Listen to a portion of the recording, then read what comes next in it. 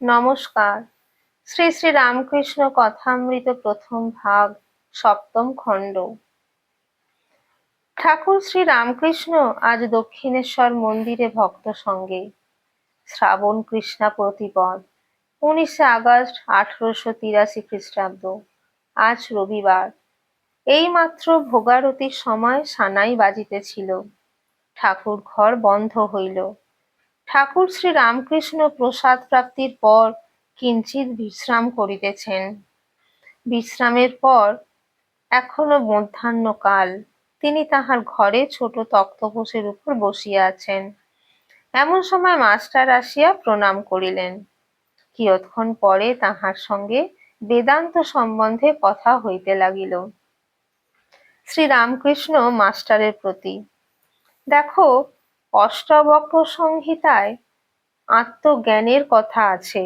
আত্মজ্ঞানীরা বলে সোহম, অর্থাৎ আমি সেই পরমাত্মা। এসব বেদান্তবাদী সন্ন্যাসীর মত। সংসারীর পক্ষে এ মত ঠিক নয়। সবই করা হচ্ছে, অথচ আমি সেই নিষ্ক্রিয় পরমাত্মা, এ কিরূপে হতে পারে? বেদান্তবাদীরা বলে আত্মা নির্লিপ্ত। সুখ দুঃখ পাপ পুণ্য এসব আত্মার কোনো অপকার করতে পারে না, তবে দেহাভিমানী লোকেদের কষ্ট দিতে পারে। ধোঁয়া দেওয়াল ময়লা করে, আকাশের কিছু করতে পারে না। কৃষ্ণ কিশোর জ্ঞানীদের মতো বলতো আমি খ, অর্থাৎ আকাশবৎ। তা সে পরম ভক্ত, তার মুখে ও কথা বরং সাজে, কিন্তু সকলের মুখে নয়।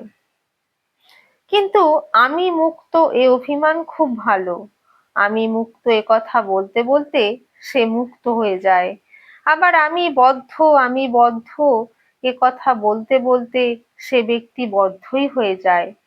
যে কেবল বলে আমি পাপী, সেই শালাই পড়ে যায়। বরং বলতে হয় আমি তার নাম করেছি, আমার আবার পাপ কি, বন্ধন কি? মাস্টারের প্রতি: দেখো, আমার মনটা বড় খারাপ হয়েছে। হৃদে চিঠি লিখেছে, তার বড় অসুখ। এ কি মায়া না দয়া? মাস্টার কি বলিবেন, চুপ করিয়া রহিলেন। শ্রীরামকৃষ্ণ: মায়া কাকে বলে জানো? বাপ মা, ভাই ভগ্নী, স্ত্রী পুত্র, ভাগিনা ভাগিনী, ভাইপো ভাইঝি, এই সব আত্মীয়ের প্রতি ভালোবাসা। আর দয়া মানে সর্বভূতে ভালোবাসা। আমার এটা কি হলো, মায়া না দয়া? হৃদে কিন্তু আমার অনেক করেছিল, অনেক সেবা করেছিল, হাতে করে গু পরিষ্কার করত, তেমনি শেষে শাস্তিও দিয়েছিল। এত শাস্তি দিত যে পোস্তার উপর গিয়ে গঙ্গায় ঝাঁপ দিয়ে দেহত্যাগ করতে গেছিলাম। কিন্তু আমার অনেক করেছিল। এখন সে কিছু টাকা পেলে মনটা স্থির হয়, কিন্তু কোন বাবুকে আবার বলতে যাব, কে বলে বেড়ায়। নমস্কার।